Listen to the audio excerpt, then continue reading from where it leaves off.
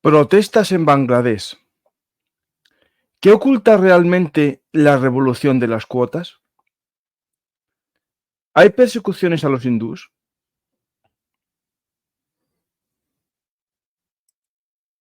Hola a todos, esto es Belunartis, actualidad militar y geopolítica. Y hoy vamos a intentar conocer lo que sucede en Bangladesh. La realidad que nos pilla muy lejos a muchos de nosotros.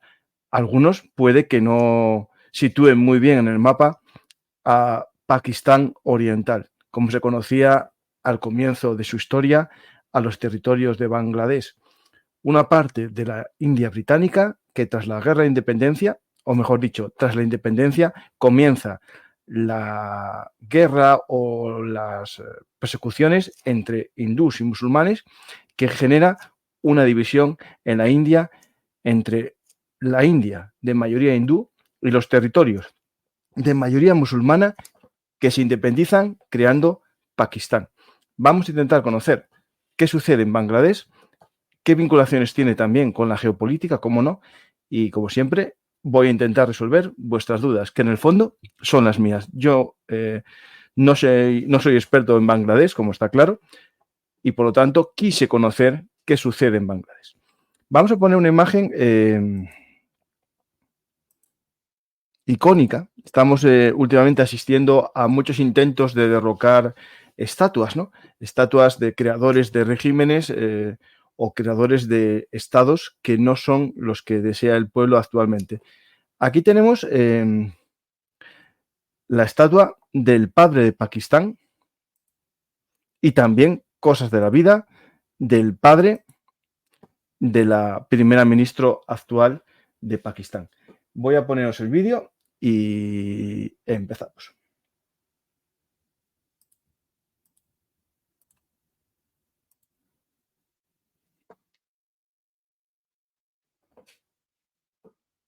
Están intentando destruir con dificultad, porque esa no es como las de Venezuela, que son de escayola pintada. Estos son de bronce de verdad y les es muy difícil a los protestantes, ¿no? Destruirla. Vamos a ver por qué de esto. Aquí tenemos, voy a seguir un poco el hilo que publiqué ayer sobre el tema en mi Twitter y vamos a ir uniendo cabos, ¿vale?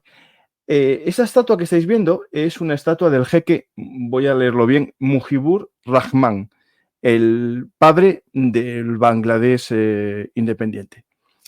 Voy a intentar explicaros por qué este hombre es importante, porque no solo es el padre de Bangladesh, como he dicho, sino también el padre de la primera ministra Sheikh Hasina. El apellido es el apellido de su marido, por eso no coinciden los dos apellidos. Recordad, un nombre. Jeque Mujibur Rahman y su hija Sheikh Hasina. Ambos forman parte de la Liga Awina, que es la que lidera todo el proceso independentista y también nacionalista de Bangladesh. Importante recordar que son grupos vinculados al socialismo laico, y esto es muy importante para tener en cuenta todo el proceso revolucionario que en el fondo los analistas de la televisión y los medios de comunicación, muy pocos, destacan esta coincidencia de la primavera árabe con lo que estamos viviendo. Hay cosas que a mí, cuando empezó todo esto en junio, que voy a explicar el porqué después, me llamaron la atención, que eran conflictos que había en las universidades entre estudiantes, que ahora ya no se habla de ello, pero hubo combates en las universidades de Bangladesh entre gente con barba y gente sin barba. Y yo siempre que veo gente con barba en conflictos en países de mayoría musulmana, me llama la atención. Y es algo que vamos a intentar explicar aquí. Comenzamos el programa, como no, hablando un poco de historia. Os voy a poner el mapa de la independencia de Pakistán, porque recordar que cuando se logra la independencia en 1948, la India tiene unas persecuciones de la mayoría musulmana, hay miles de muertos y en los territorios de mayoría musulmana del Imperio Británico en la India se crean un estado que es Pakistán. Un Pakistán unificado, un solo parlamento, y comienza el problema. ¿Por qué? Porque no es igual la población de un sitio que de otro. En un lugar hablan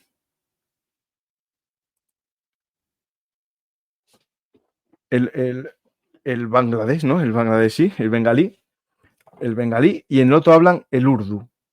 Ya tenemos una primera diferencia cultural, étnica también, y sobre todo en el tema religioso no es el problema, porque ambos son musulmanes, como estamos viendo ya en la población actual, que el 90% es musulmana y entre el 8 y el 10% restante se reparte entre hindús y también budistas. Que esto hay que tenerlo en cuenta para los conflictos que estamos viviendo. Tenemos, en primer lugar, en el año 47, cuando se produce la independencia de la India y posterior creación de Pakistán, se crean estos dos territorios, ¿vale? Que hay que recordarlos, que están separados por la India y solo se comunicaban entre ellos por mar. Tenemos desigualdades y tensiones políticas. Pakistán Oriental, desde el momento, contribuía significativamente a la economía de Pakistán, pero el Parlamento de Pakistán contribuía o mejoraba muy poco digamos, las infraestructuras en el Pakistán Oriental. Se centraba sobre todo en el Pakistán Occidental, el actual Pakistán. Después tenemos también, existe una cierta discriminación y ahí empieza todo, protestas ya en el año 52, se crea un movimiento por la lengua bengalí. El gobierno de Pakistán convierte al urdu en el único idioma nacional. Esto lleva a protestas en el Pakistán Oriental porque, como ya expliqué, el bengalí era la lengua dominante. Posteriormente, el 21 de febrero de ese mismo año, se instaura el Día del Idioma. En ese Día del Idioma, las fuerzas de orden de Pakistán abren fuego contra los manifestantes en Dhaka, lo que lleva a la muerte de varios estudiantes. Y comienza ya un poco ese movimiento nacionalista de Bangladesh. En el año 70 vence en las elecciones la Liga Awami. Esta Liga Awami, que voy a intentar poneros ahora el logo, el símbolo de la Liga Awami, ya nos vincula con la situación actual. El fundador de la Liga Awami de Bangladesh es el padre, ¿no?, de nuestra protagonista de hoy, la primera ministra que acaba de dimitir. Aquí tenéis el emblema de la Liga Awami. Esta Liga Awami, liderada por el jeque Sheikh Mujib Rahman, gana por mayoría en el Pakistán Oriental. Y al obtener unificado todos los votos del territorio del Bangladesh, es decir, del Pakistán Oriental, consigue dominar también el parlamento de toda la nación, porque en el Pakistán Occidental, actual Pakistán, el voto se había dividido, mientras que en Bangladesh, en el Pakistán Oriental, todos los votantes se unificaron en la Liga Awami. Esta Liga Awami comienza una serie de protestas que nos llevan a la Declaración de Independencia en el año 1971. Hay una respuesta armada por parte del gobierno de Pakistán, el federal, ¿no?, el gobierno de toda la nación de Pakistán, y comienza una guerra civil entre, digamos, los dos Pakistanes, ¿no? Todo ello se combate en el territorio del actual Bangladesh.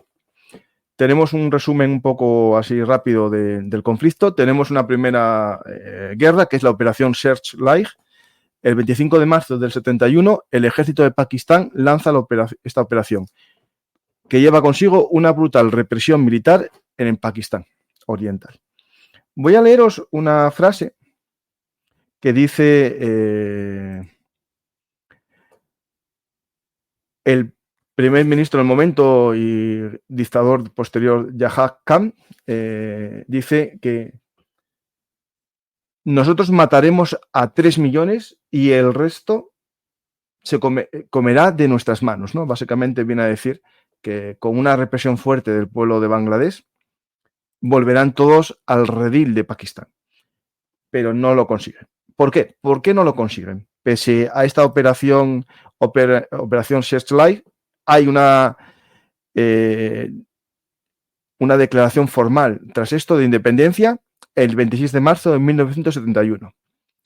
Y aparece un conflicto armado entre la Fuerza de Liberación, la Mujti Bahini, que es formada por combatientes de Pakistán Oriental que habían formado parte del ejército de Pakistán, ahora se unen al ejército independentista y comienzan los combates con el gobierno, digamos, federal, ¿no? Pero ¿qué sucede aquí? No podemos olvidar nunca la geopolítica.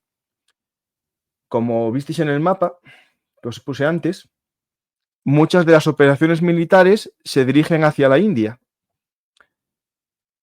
o de la India hacia Bangladesh, ¿no? ¿Por qué? Porque existe en el año 71 una intervención militar por parte de Indira Gandhi y comienza la famosa guerra indo-pakistaní de 1971. La India interviene no como apoyo a los independentistas, sino como una intervención militar directa. Dura 13 días la guerra y que concluye con la rendición del ejército pakistaní el 16 de diciembre de 1971. Y bueno, todo esto lleva consigo la independencia el 16 de diciembre de 1971. Pakistán Oriental fue oficialmente independizado y reconocido por Pakistán como independiente. ¿Esto por qué viene todo esto? ¿Por qué os comento tanto de la historia? En primer lugar, porque nos da pistas de lazos geopolíticos que tiene Bangladesh con la India. Desde ese momento, la Liga Awami tiene una buena relación con los distintos gobiernos de la India en sus relaciones geopolíticas. Voy a poneros una noticia hace ya unos meses, de enero,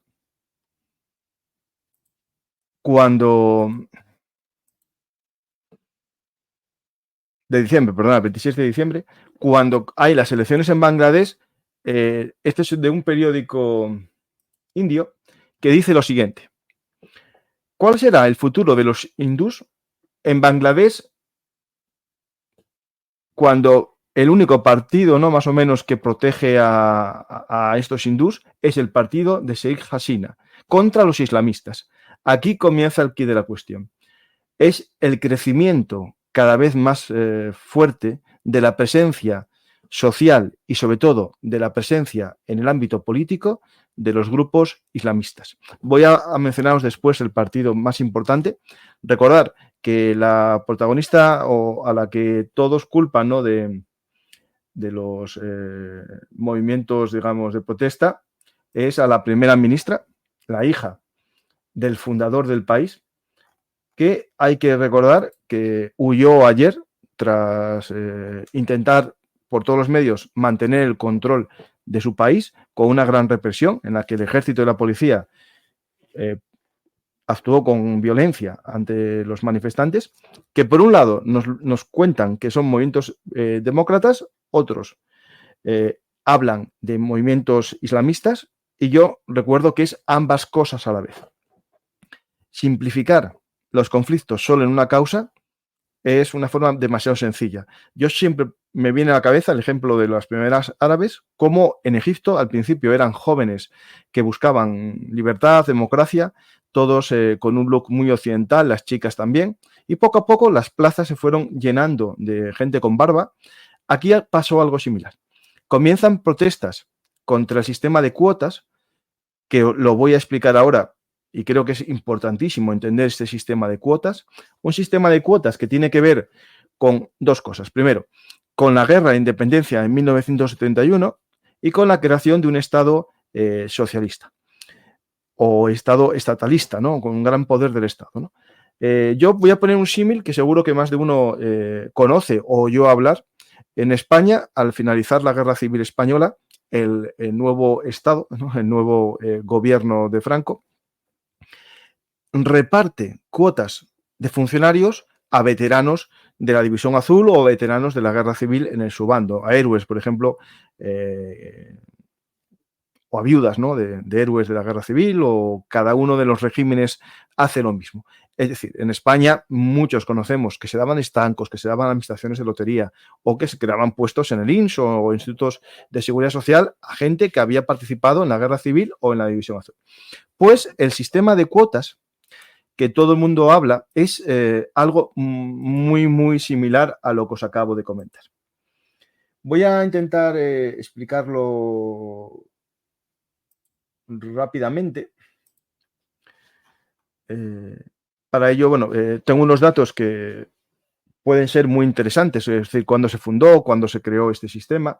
Bueno, este sistema de cuotas, como lo acabo de decir, se crea en el año 1971.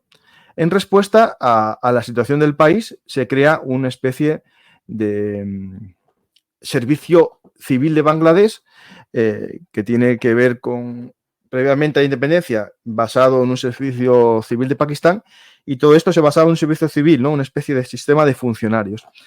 ¿Qué sucede? Que cuando llega la independencia, se crea una cuota para este servicio civil, es decir, los funcionarios no tienen libre acceso todos los ciudadanos, sino que se establece unas cuotas. Esas cuotas llegaron a casi, en algún momento, al 90% de las plazas públicas en Bangladesh. Es decir, el 90% estaban reservados por sistema de cuotas. Eso lleva al hartazgo de la población. Voy a explicar primero el sistema de cuotas y después un poco cómo va funcionando ese hartazgo, ¿no? En primer lugar,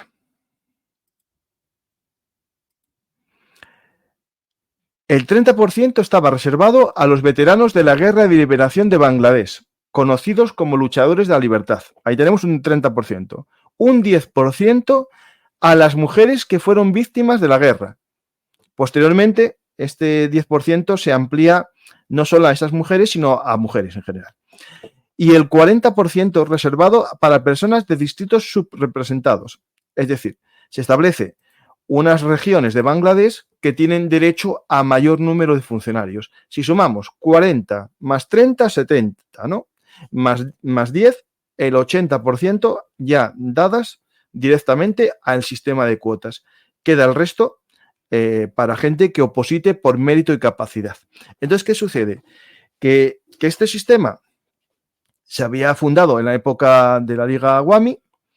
En el 76 gana o toma el control otro partido que lo elimina y posteriormente la Liga Awami, cuando llega al poder, lo restaura.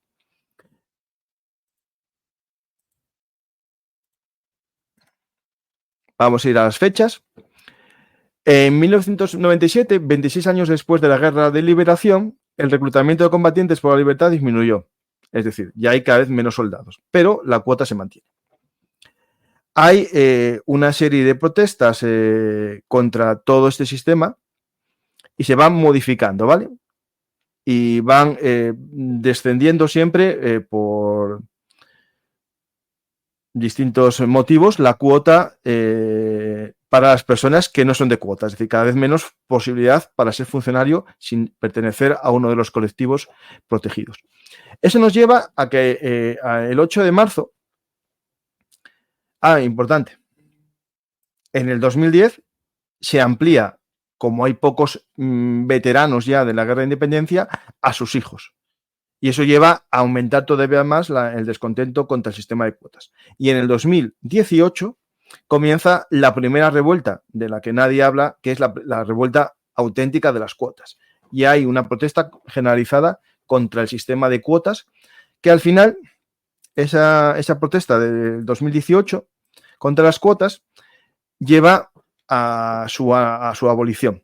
El 1 de julio del 2020 se decide abolir las cuotas. Pero el 5 de junio del 2024, el Tribunal Superior de Bangladesh emitió un veredicto que canceló la notificación del gobierno declarándola ilegal. Es decir,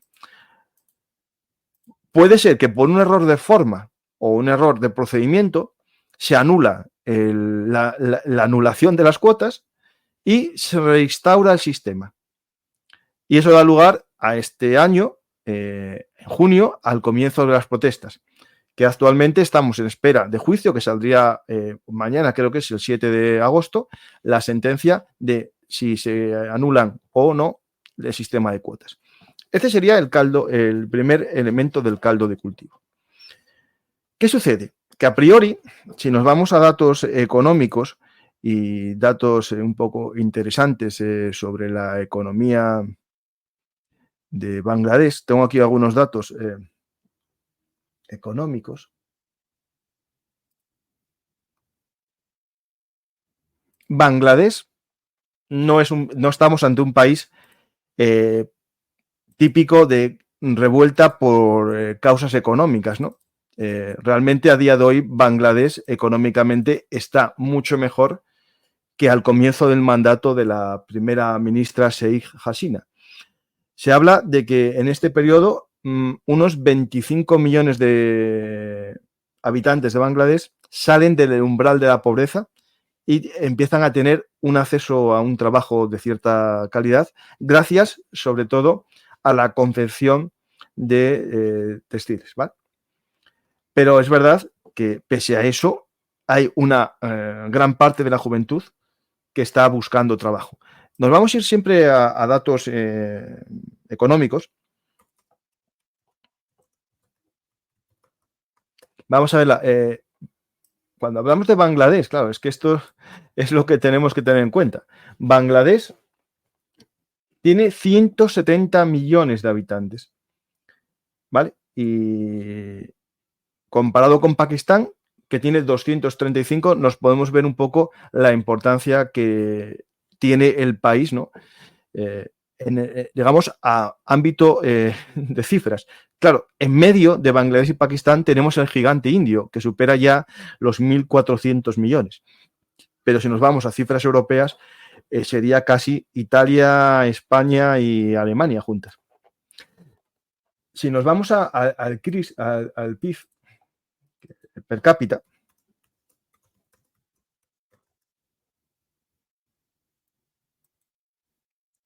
tenemos estos datos interesantes de Bangladesh, que desde el año 2000, más o menos 2005, que es cuando empieza a gobernar la actual primera ministra, Bangladesh tiene un gran crecimiento económico.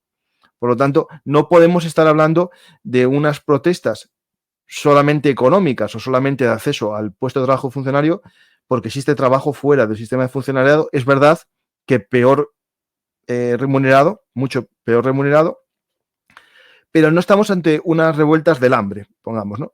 Porque el PIB aumenta mucho.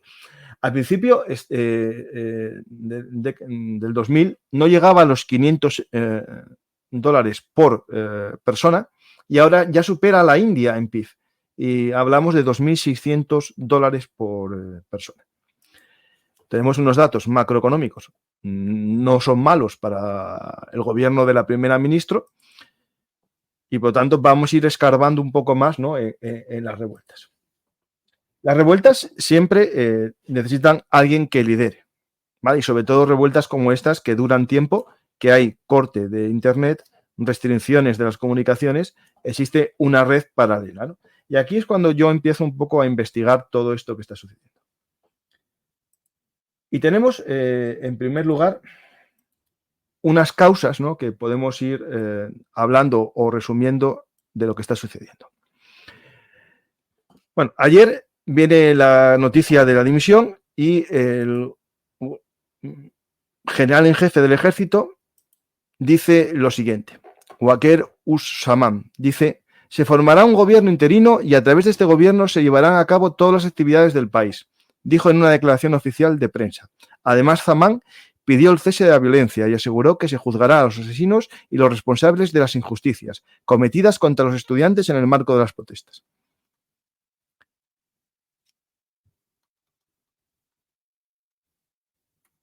Pero vamos a ir un poco a profundizar un poco más, ¿no?, en qué está sucediendo aquí, ¿no? Por un lado, tenemos estas protestas que son ciertas contra el sistema de cuotas, la represión de la primera ministra, pero también hay una revuelta paralela o una revuelta que se complementa con la revuelta contra el Estado, que son los ataques de grupos radicales islamistas contra pueblos de mayoría hindú y también contra templos hindús. Y ahí, de los 300 muertos que se están hablando de estas protestas, unos 100 son hindús. Claro, si nos vamos a cifras, alguien dirá, bueno, pues de 300, 100 no son todos. Claro, ¿qué sucede? Que de la población de Bangladesh, el 90% son musulmanes y solamente el 10% son hindús. Entonces, de los 300 muertos, por cifras, le tocaría unos 30, no unos 100. Entonces, ahí entran en juego los odios religiosos que dividen el país. Por eso os había leído que ya en diciembre, en los medios de comunicación indios, hablan del miedo a que si cae el gobierno de la primera ministra, caiga la población hindú. ¿Qué sucede aquí? Que veremos que dos opciones. Una huida de estos habitantes hindús a la India o una intervención militar india en salvamento de su minoría étnico-religiosa en su país vecino, que hasta ahora era un país aliado geopolítico. Vamos a intentar ver esto.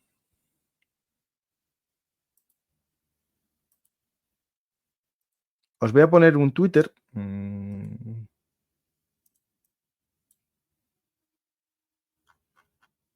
Con esta imagen llamativa, a la vez que impactante, que dice, despierta, hindús. Los hindús deben estar unidos. Es un póster, un banner, ¿no?, de llamamiento de la población hindú, tanto de la India como de Bangladesh, a estar unidos contra los radicales islamistas que les están atacando.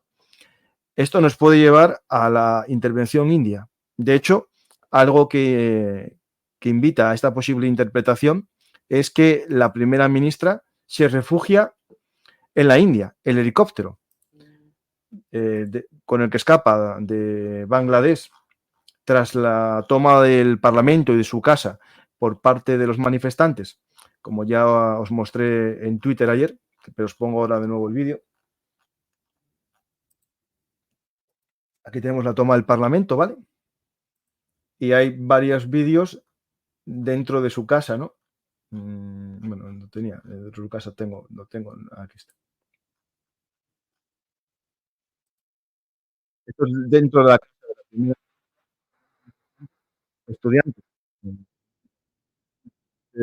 ordinarios, toman su casa y, bueno, se hacen la típica foto en su cama, como pasó no hace mucho, vimos unas imágenes muy similares en Kenia, creo que fue una manifestación que tomaron también el Parlamento. En todas hay el mismo nexo en común, ¿vale? Creación de grupos de Telegram, unión de manifestantes en puntos por Telegram, responde el gobierno cortando internet para evitar la organización. Pero ¿quién hay detrás de todo esto? Es lo que... Por un lado, hay gente que... Aquí vemos a los manifestantes entrando, ¿no?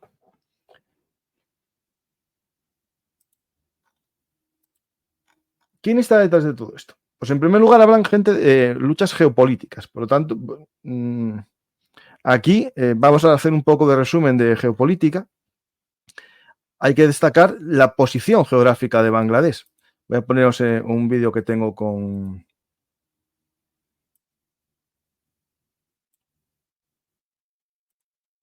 Aquí tenemos Bangladesh, justo entre la India, Myanmar, ¿no? Y también, como no, China, ¿no? Un poco ahí está a mitad de la India y después tenemos también China.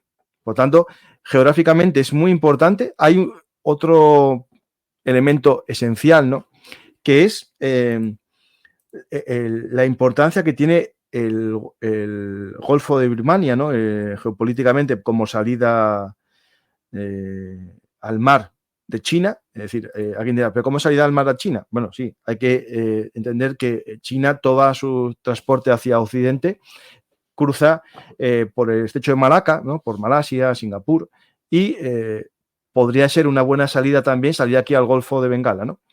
Tener otra posibilidad de salida. Por otro lado, tenemos también la importancia o la vulnerabilidad climática que tiene por el Golfo de Bengala. Los tifones, sabéis que son muy habituales, las inundaciones en la zona de Bangladesh. Pero nos vamos al tema sobre todo de relaciones, ¿no? con China. Empezamos con la India, ¿no? Tiene esos vínculos históricos que os comenté, la ayuda a independencia, tiene problemas fronterizos, ¿no? Eso es típico porque está metido ahí y tienen luchas, y esto es muy importante, por el control de los grandes ríos. Es decir, Bangladesh es verdad que tiene un problema con los ríos, pero estos ríos a la India, que tiene que dar de beber a 1.400 millones de personas, le suponen una gran posibilidad también desde el punto de vista económico, ¿no? Por lo tanto, si por algo puede cortarse el agua o derivar el agua hacia su gente, le vendría bien una, digamos, buena relación, ¿no? con Bangladesh o el dominio de Bangladesh. Seguimos con más cosas. Hay una cooperación importante, ¿no? Y esto es algo que tiene que ver con la economía globalizada. Si la India comienza a aumentar su capital o su valor de su mano de obra, parte de los trabajos se derivan a un lugar más barato. Y Bangladesh, durante un tiempo, se había convertido en el lugar barato en comparación con la India y China, ¿no? En textil, por eso su éxito. Después, ¿qué sucede con su vecino del norte, con China? Pues China ha aumentado su influencia en Bangladesh y aquí vamos a la lucha geopolítica entre India y Bangladesh a través de infraestructuras y de la famosa iniciativa de la Ruta de la Seda, ¿no? La Franja y Ruta BRIC. También tiene cooperación militar. Bangladesh comienza a fortalecer sus lazos de equipación y armas con la India. Y Bangladesh intenta, al igual que otros países de la zona, jugar a dos aguas, es decir, jugar una buena relación con China y una buena relación con la India. Por otro lado, tenemos Myanmar. Ahí está la famosa crisis Rohingya, que son los musulmanes en Myanmar. Hay 1 millón de rohingyas que viven en campamentos de refugiados en Bangladesh.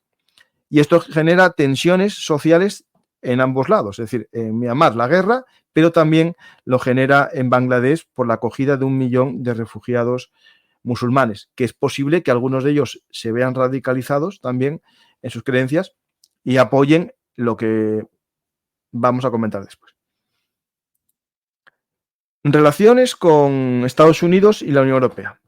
Hay intereses comerciales con Estados Unidos y la Unión Europea, son importantes socios comerciales, especialmente, como ya he dicho, en la industria textil.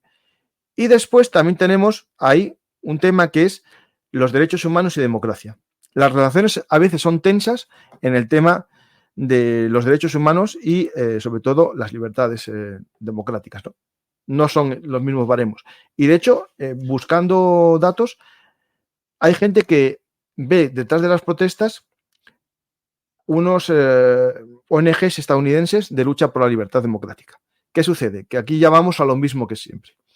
Personas buenistas, bien interesadas, intentan transportar la democracia a un lugar en el que existen grupos mejor organizados, muy radicales, que pueden aprovechar esos medios para lograr sus fines, ¿no?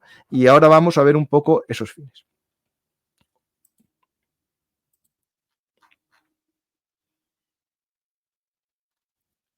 Vamos al hilo que os puse ayer. El que no esté en Belungartis en Twitter, que la siga, por favor, que seguro que os va a gustar. Vamos aquí.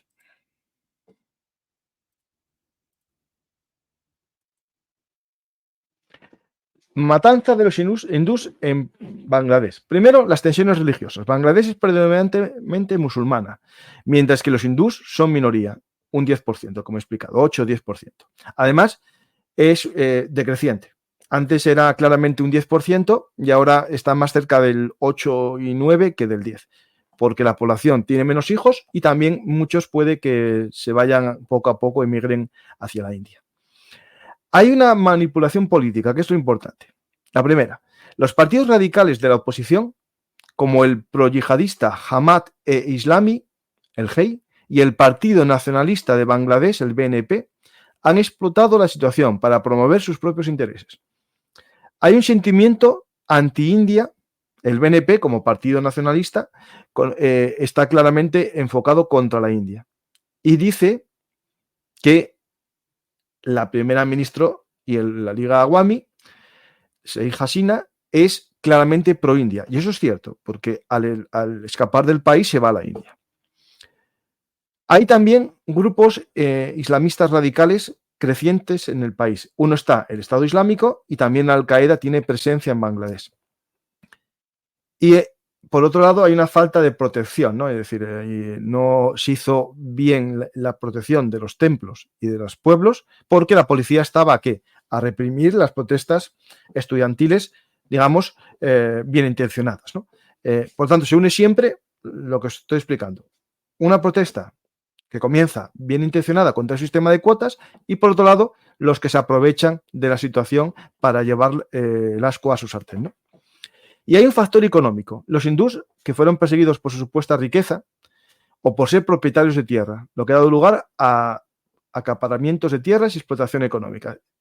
Esto es lo mismo siempre. Hay una minoría que socialmente vive mejor que lo que es la mayoría del país y cuando hay estallidos de violencia se aprovecha para ir contra ellos. En este caso hay añadido el problema geopolítico. No sé si os he explicado bien el problema.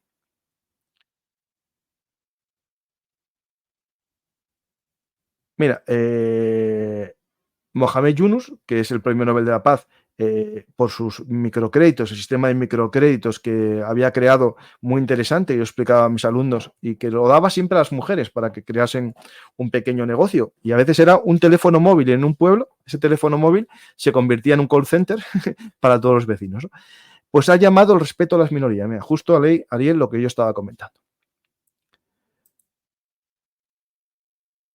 Voy a poner ahora, como siempre, las preguntas, ¿vale? No lo puse antes porque estaba haciendo solo el programa, por lo tanto, me las podéis hacer ahora, como siempre, en el cajetín de preguntas en YouTube.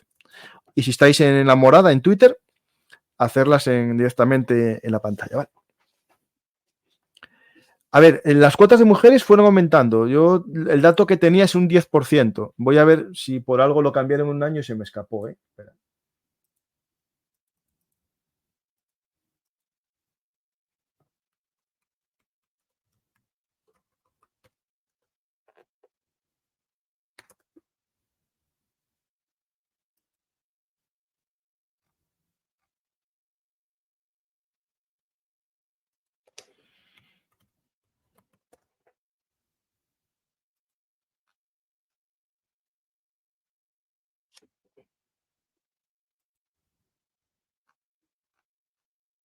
No, todos coinciden conmigo. 30 para llegar a un 10. 30, 10 y 40.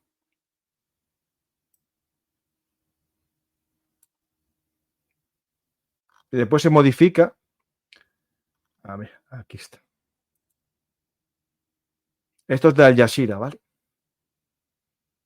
Y más o menos el sistema de cuotas era 44% para el mérito. En este caso, en esta época ya estaba mejorado. El 5 para minorías, el 10 para mujeres, el 10 para distritos de, bueno, maltratados, ¿no? Backward, y el 30 para luchadores por la libertad. Entonces este coincide con el 10% como yo, ¿vale?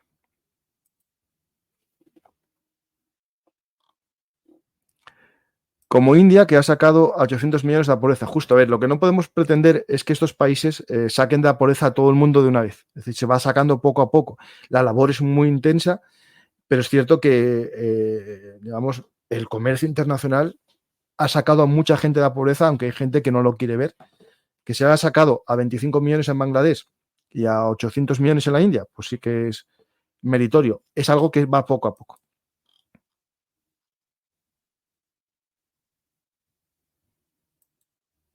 No, no, no, no, no, no, no, no. Los estudiantes no son la mayoría hindús. Es el acceso a funcionario.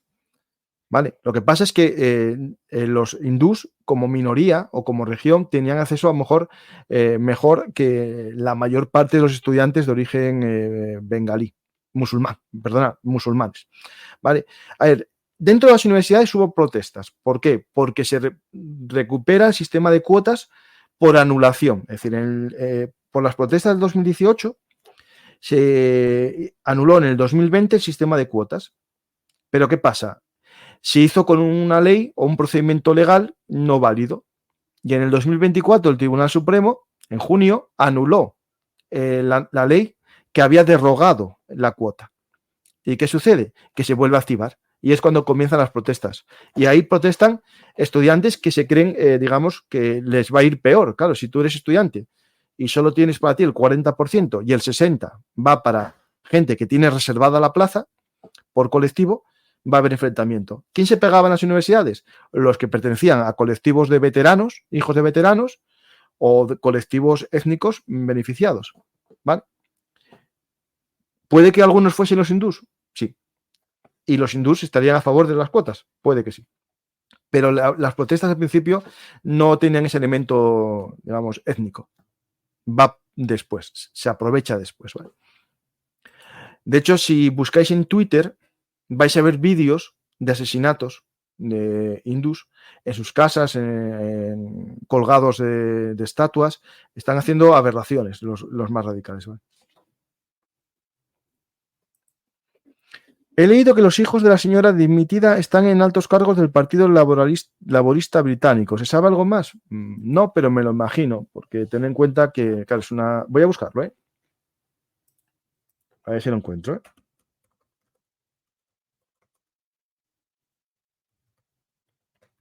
Ten en cuenta que la señora ya es mayor, tiene un acceso, sus hijos, a los mejores estudios del mundo, como hacen siempre. Voy a buscarlo, ¿eh?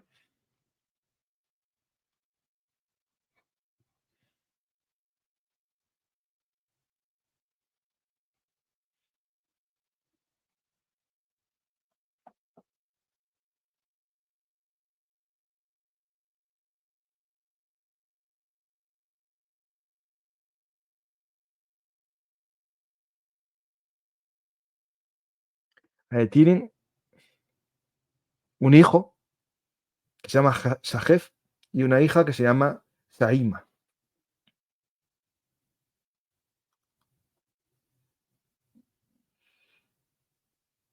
El hijo tiene más o menos mi edad, ¿no?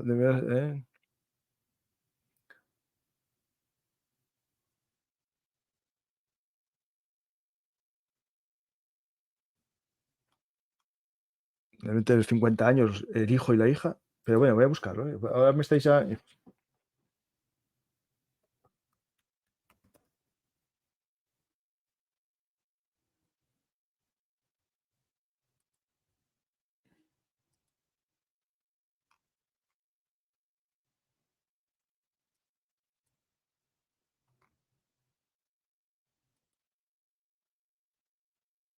Espera un segundo, que eso de eso no sé.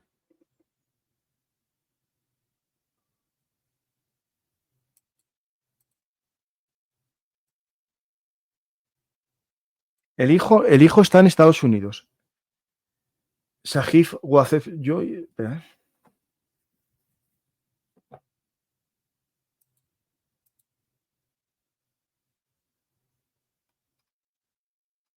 No, no. Yo lo que tengo aquí. El hijo tiene 51 años. Puede ser los nietos. Eso sí.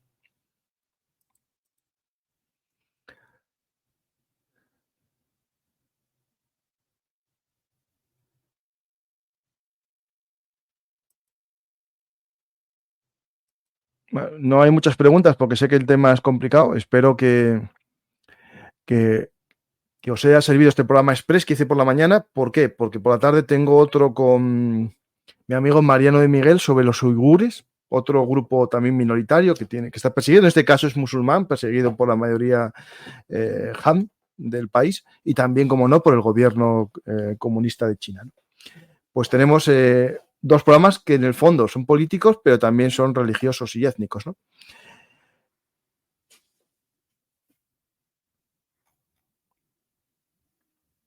A ver si hay alguno más y si no, lo dejamos. ¿Cómo están ustedes?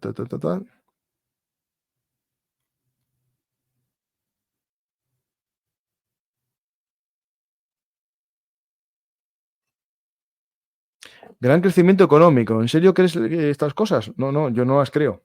Ya te muestro el PIB. Vamos a poner el PIB.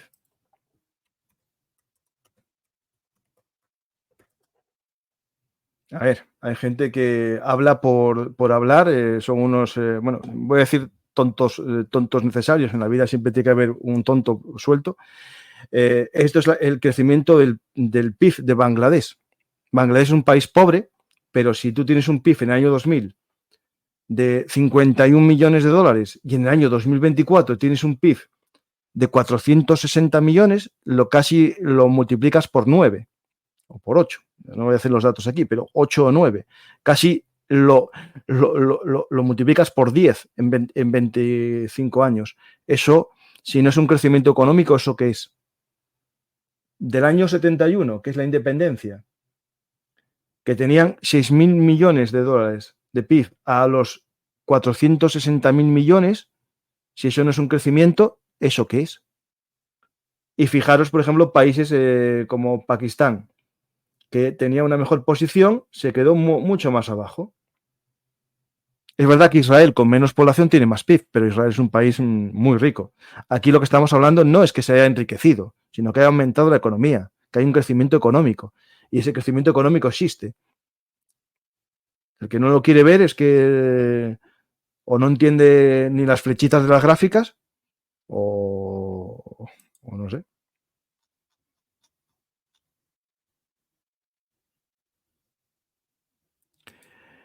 Buen día. India demostró públicamente interés en intervenir en este conflicto? Directamente todavía no, pero depende todo, yo desde mi punto de vista, de la persecución que se haga de la mayoría, de la minoría hindú.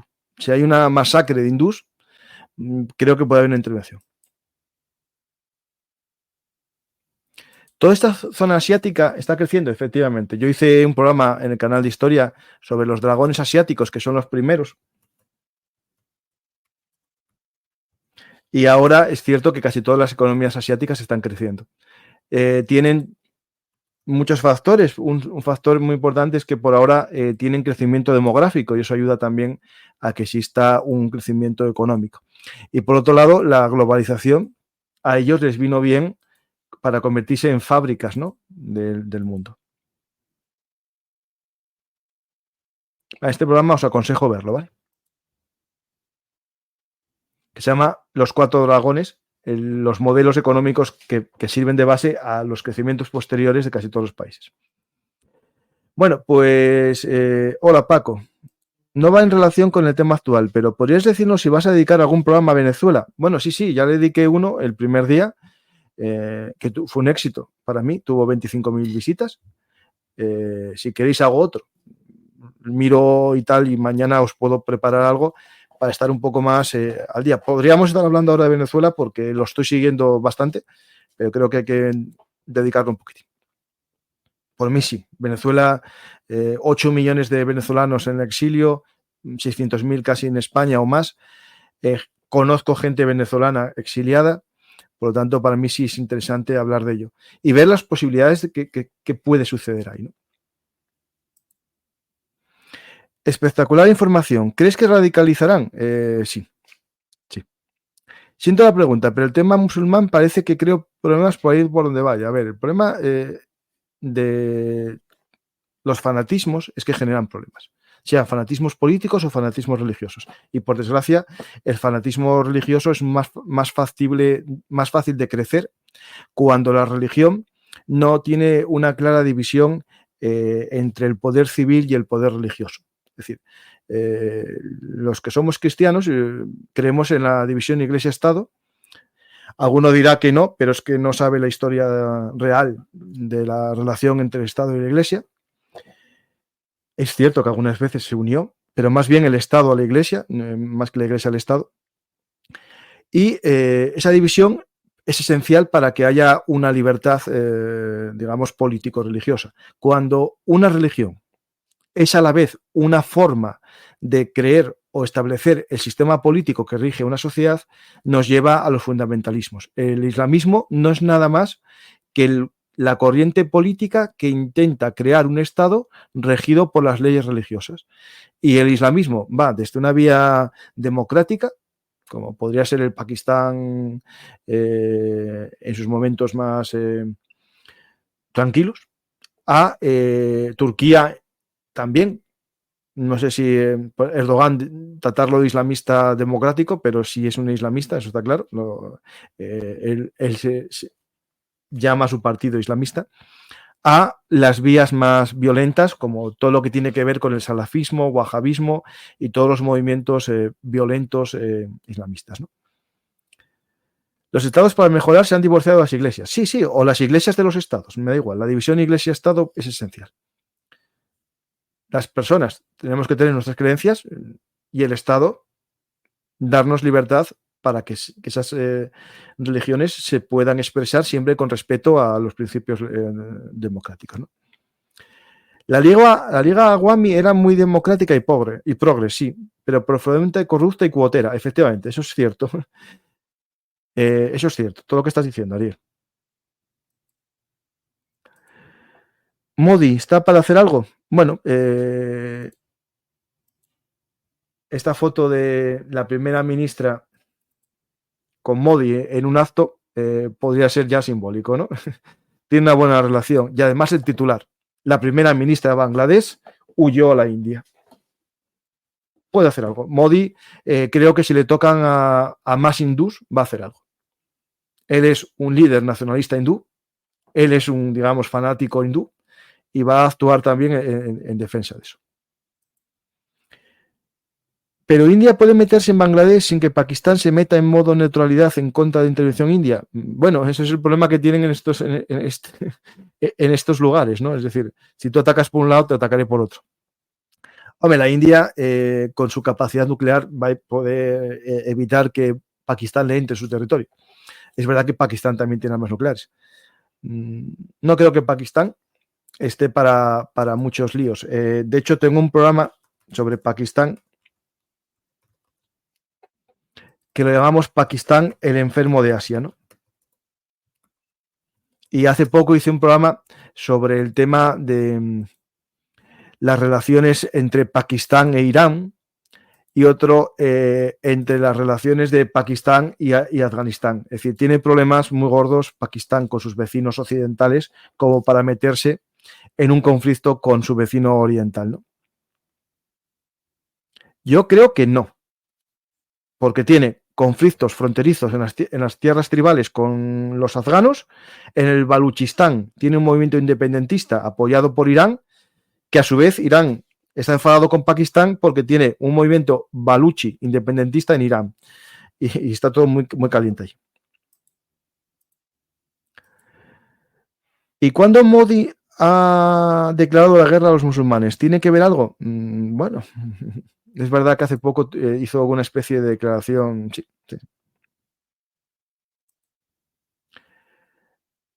Campa, lo que va a hacer la India es volver a eliminar la expansión del Islam como llevan siglos. Es cierto que la relación entre hindús y Islam es muy difícil, ¿vale?